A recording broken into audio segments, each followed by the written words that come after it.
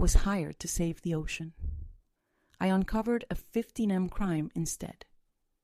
The icy cold water of the Pacific Ocean bit at my exposed skin, stealing my breath. The pressure around me was immense, crushing as I descended deeper, the surface lights from our small illicit boat shrinking to distant pinpricks. My heart hammered against my ribs, a frantic drumbeat against the silence of the deep. Below me, illuminated by the harsh beam of my underwater flashlight, loomed the grotesque skeletal structure of an illegal deep-sea drilling rig. Its metal claws dug into the pristine seabed, a stark, violent intrusion on the vibrant coral ecosystem that shimmered ghost-like around it. A dark shadow moved in my peripheral vision. Not a shark, not a giant ray, something far more dangerous. A human figure, clad in a wetsuit, detached from the rig and began to ascend towards me. My lungs burned, demanding air, but I couldn't move. I had to get the shot, the undeniable proof. The camera in my gloved hand felt impossibly heavy. This was it. The culmination of months of deception, fear, and a burning desire for justice. This was my fight for the ocean, for truth, and for the man who had become my reluctant ally. I remembered the words Mr. Harrison had whispered just before we plunged. "Get the proof, Eleanor. Our lives depend on it." Suddenly, a powerful current, unseen and silent, slammed into me, throwing me against the jagged metal of the rig. The flashlight beam spun wildly, and the figure from below was now almost upon me. A hand, surprisingly gentle yet firm, grabbed my arm, pulling me back. It wasn't my ally. It was a complete stranger, his face obscured by a diving mask, his eyes narrowed, his movements precise and threatening. My vision blurred. I struggled, but the pressure was too great, and the last thing I saw before blacking out was the glint of a knife. Part 1.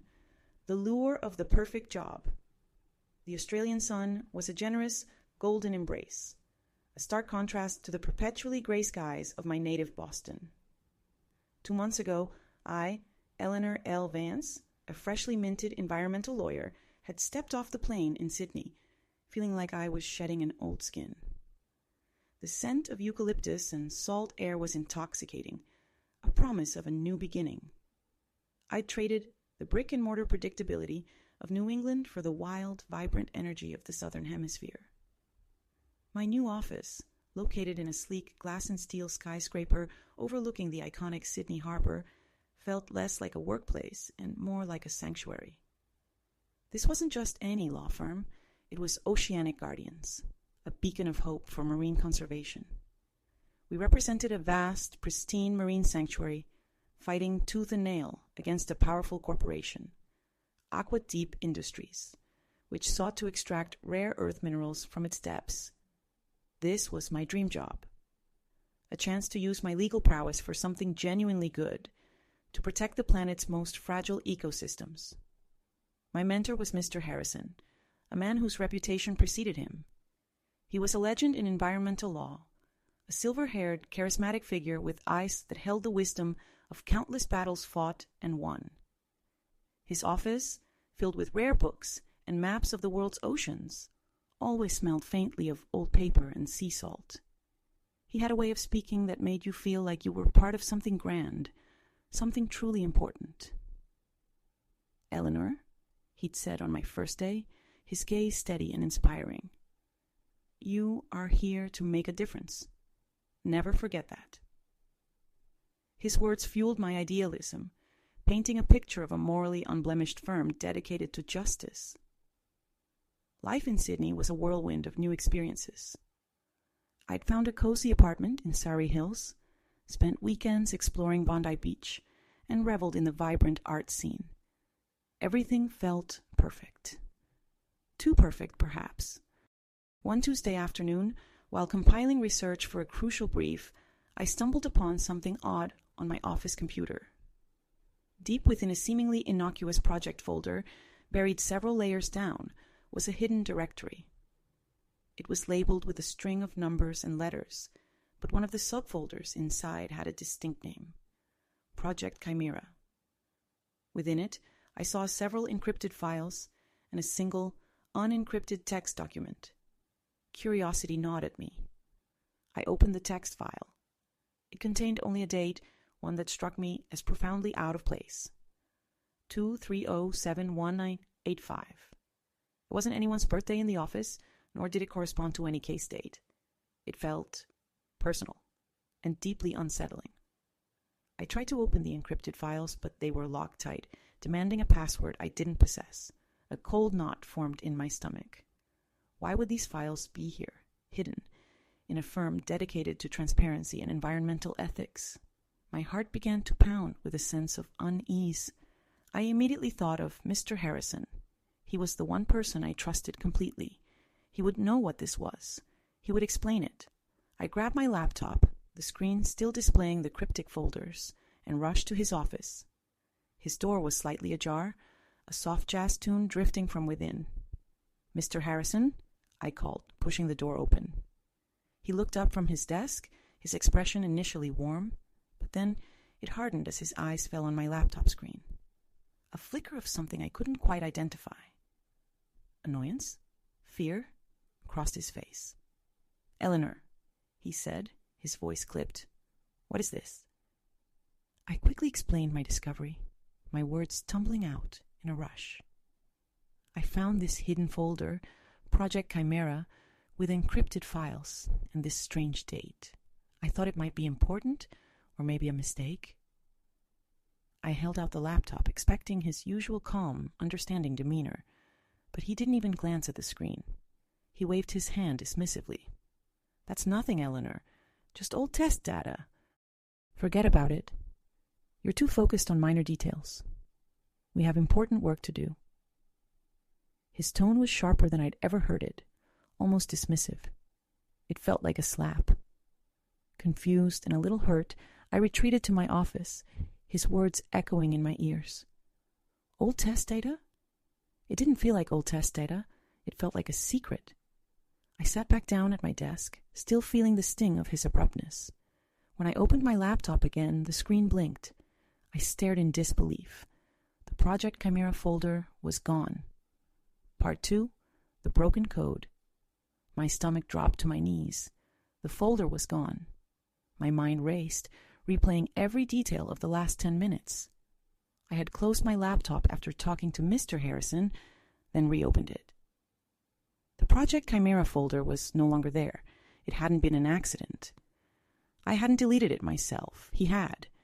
He must have used some kind of remote access. A backdoor I hadn't even known existed. The realization hit me like a physical blow. My mentor, the man who had inspired me to come here, had just tampered with my computer. I felt a wave of icy cold dread. He had lied to my face. His words, old test data, now sounded like a cruel joke.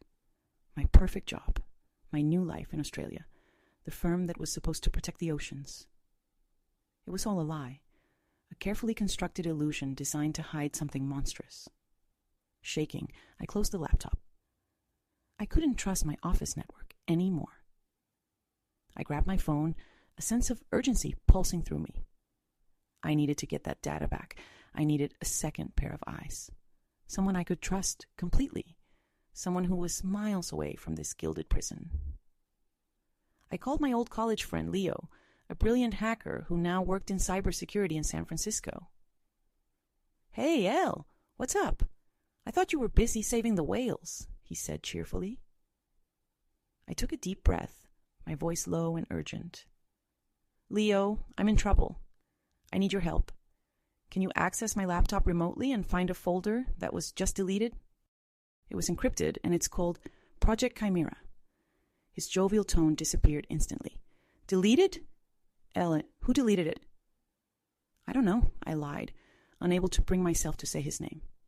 "Just, can you find it? Please." After a long pause, he said, "Okay, I'll do what I can. Don't touch the laptop. Just leave it on." I hung up and sat in the silent, empty office, feeling more alone than I ever had in my life. The glass walls that once seemed so bright and full of promise now felt like the walls of a cage. I watched the sunset over Sydney Harbor, painting the sky in fiery hues of orange and purple. Below, tiny ferries dotted the water, their lights like lonely stars.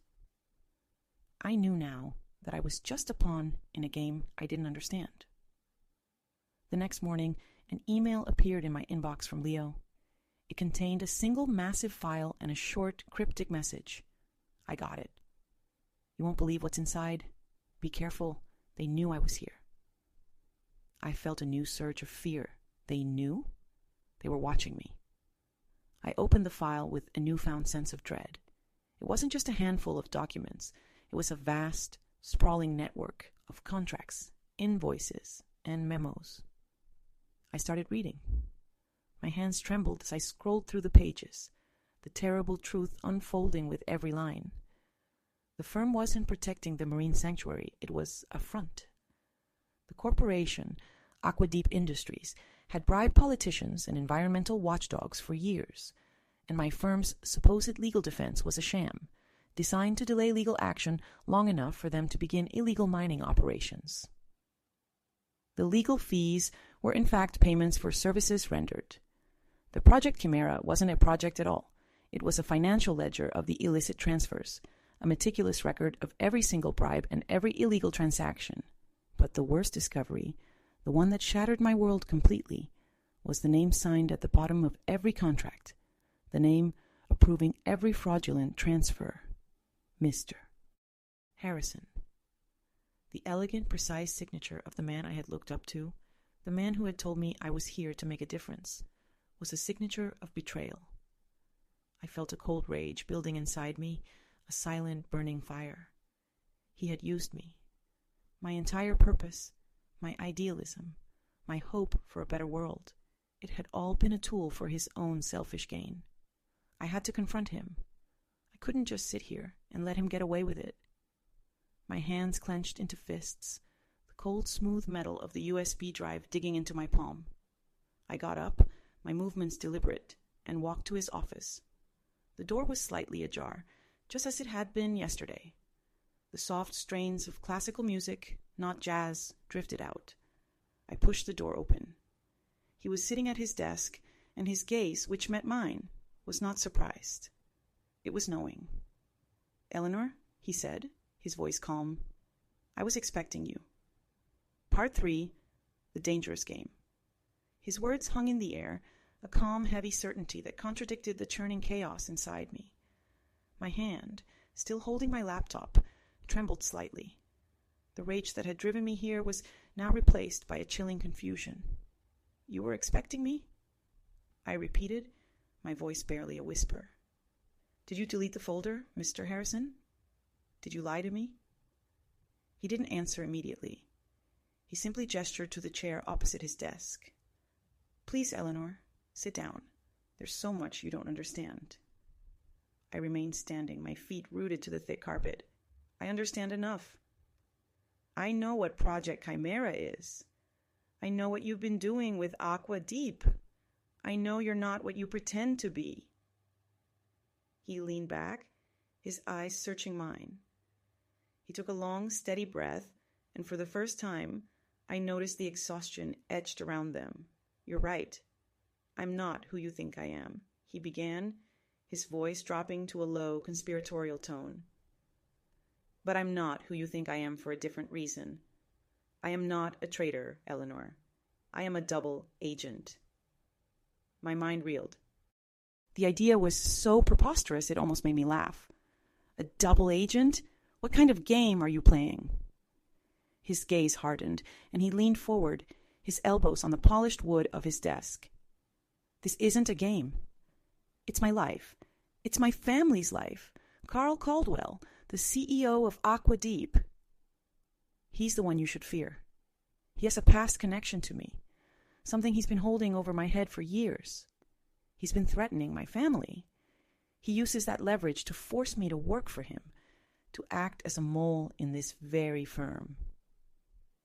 He spoke with an intensity that felt brutally honest, stripping away his polished public persona. "Caldwell has had me trapped for a decade. Every contract I signed, every payment I approved. it was all a part of my own plan to get close enough to him to bring him down. Project Chimera is not his ledger, Eleanor. It's mine. It's the evidence I've been meticulously collecting, hoping to one day escape this nightmare. I stared at him, my heart a battleground of doubt and reluctant belief. His story was unbelievable, yet the desperation in his eyes felt so real. The anger I had felt moments ago was dissolving into a complicated mix of pity and fear. "Why tell me this?" I finally asked. "You just deleted the files. You could have just let me go." A faint, tired smile touched his lips. "Because you are smart, Eleanor. You found the hidden folder. You broke the code. That's why I was expecting you. You are a clean slate, someone who is not yet tainted by this. You're the one person who can help me finish this." He held out a hand, his expression earnest. "I need your help to expose Caldwell and get our lives back." My heart pounded with a renewed, terrifying urgency. He wasn't the villain I thought he was, but he was still in the center of a very dangerous web. Teaming up with him meant putting myself in the crosshairs, but walking away meant letting Caldwell win. "What do we need to do?" I asked, my voice steady, my mind already racing. A look of relief washed over his face. He leaned back in his chair and gestured to a large map of the Australian coastline on his wall. "Caldwell is a cautious man. His illegal operation has no digital paper trail. The only way to prove his involvement is to get physical evidence." He pointed to a small isolated dot on the map. "There's a marine sanctuary a few hundred miles north of here. That's where they're illegally drilling. We need to go there. We need to get proof." I nodded slowly, my mind already calculating the risks. It was a dangerous, almost suicidal plan, but it was the only way. We spent the rest of the evening making a plan, mapping out a clandestine route to the sanctuary. We'd go by boat, under the cover of darkness. It was a high-stakes gamble. Hours later, the city lights a distant glitter behind us. We were on the open water.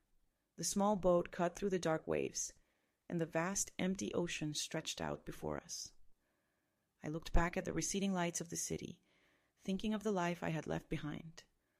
I knew there was no going back.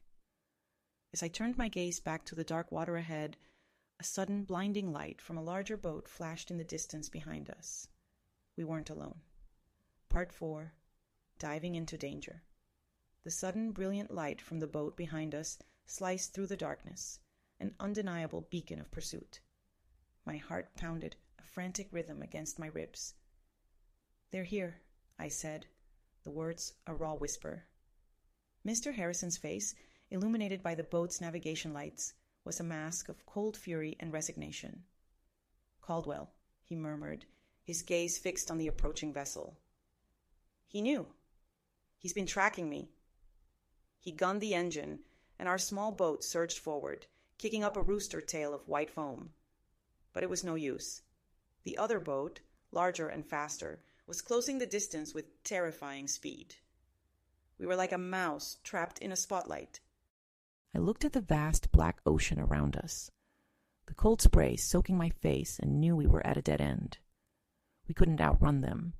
We had to outsmart them. "We have to go in now," I yelled over the roar of the engine.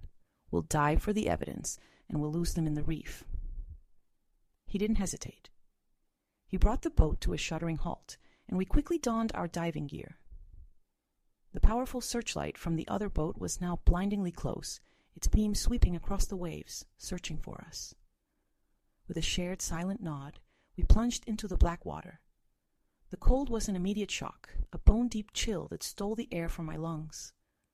The surface disappeared, and all that was left was the vast, suffocating darkness and the soft, humming pulse of my oxygen tank. My flashlight beam cut a path through the gloom, revealing the ghostly silhouettes of coral towers and swaying seagrass. It was a beautiful, serene world, a fragile kingdom we were here to save. But the serenity was short-lived. A few minutes later, the monstrous shadow of the illegal drilling rig loomed before us. Its cold mechanical framework was a stark, violent contrast to the delicate ecosystem around it. I watched a small school of vibrant fish dart between its metal girders, oblivious to the fact that their home was being poisoned. We swam closer, and I started taking photos, capturing the deep-sea drills, the industrial pipes, and the telltale sediment plumes.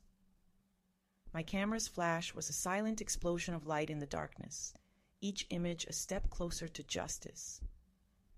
We were about to turn back when Mr. Harrison's flashlight beam caught on something. He gestured for me to follow. Behind a large support pillar, a concealed hatch was built into the rig's base.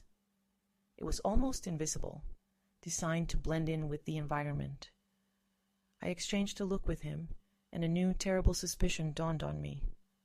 This wasn't just about illegal mining. This was something else. With a swift motion, he pulled the hatch open, revealing a small, watertight compartment. Inside, nestled amongst some electronic equipment, were rows and rows of small, clear bags. They weren't filled with minerals. They were filled with cocaine. A wave of nausea hit me. This wasn't just corporate greed. It was a massive drug trafficking operation disguised as environmental fraud. Project Chimera wasn't just about money. It was about covering up a far more sinister crime. My mind raced, trying to process the horrifying scale of Caldwell's operation. We took photos, our hands shaking, documenting the chilling evidence. We had to get out of there. My tank was running low, and the pressure was immense. We kicked off the seabed and began our ascent, the proof we needed secured in my camera. As we broke the surface, gasping for air, the night was no longer dark and silent.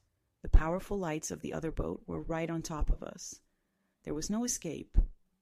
A man with a cold, cruel smile stood at the railing of the larger boat, a rifle in his hands.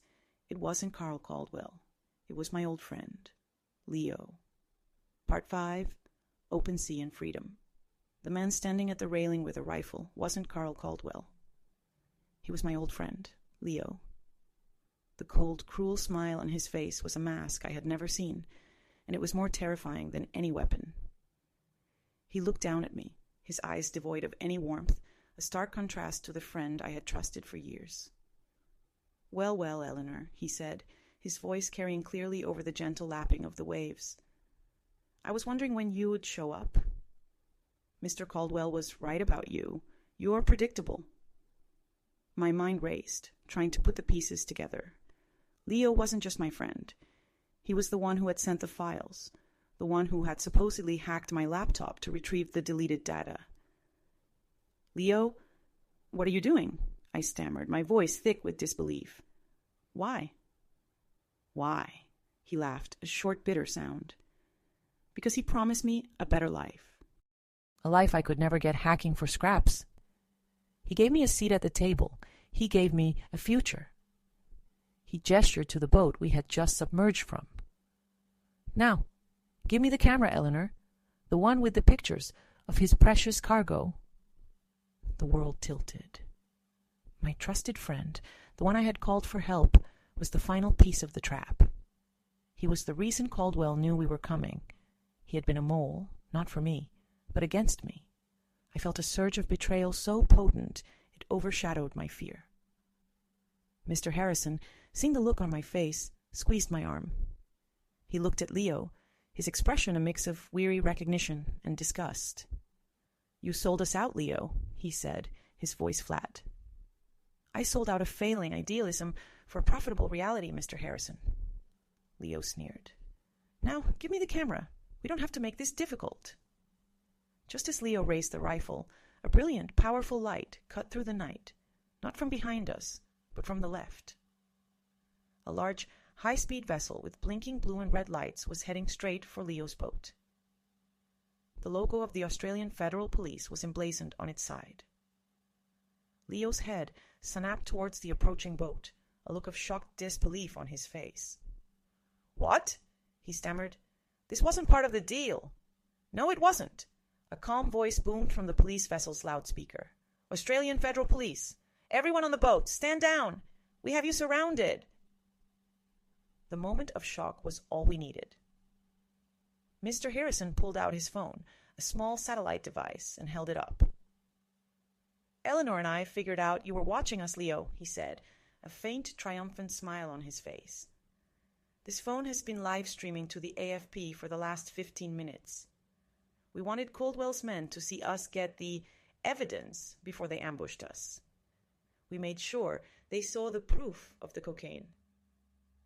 They were so focused on the camera, they didn't see the tracker I placed on their boat before we even left the city. We led them right to the police. Leo stared, his mouth agape. The cold, calculating man who had fooled me was a pawn in a game he didn't even know was being played. He had been so focused on our movements, he had failed to see he was being used as a beacon. The police swarmed the area, and it was over in minutes. Leo and Caldwell's men were arrested, their boats impounded. We were safe. The nightmare was finally over. Epilogue: 2 years have passed. I am no longer Eleanor Vance, the idealistic lawyer from Boston. I am the director of a new federally funded environmental foundation dedicated to protecting Australia's marine life.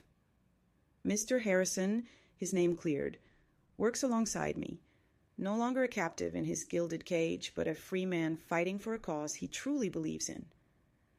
We still have our disagreements, but now they are about strategy, not lies. I sometimes look out at the vast open ocean from my office window, thinking about how far I've come. The perfect job I had was an illusion, a lie that almost cost me my life. But the life I have now, the real one, is built on truth, on purpose, and on the hard-won freedom to be exactly who I am. The ocean has a way of showing you the truth. It can be beautiful and serene on the surface, but underneath, there are currents and creatures you could never have imagined. And I know now that I'd rather face the hidden depths than live a lie.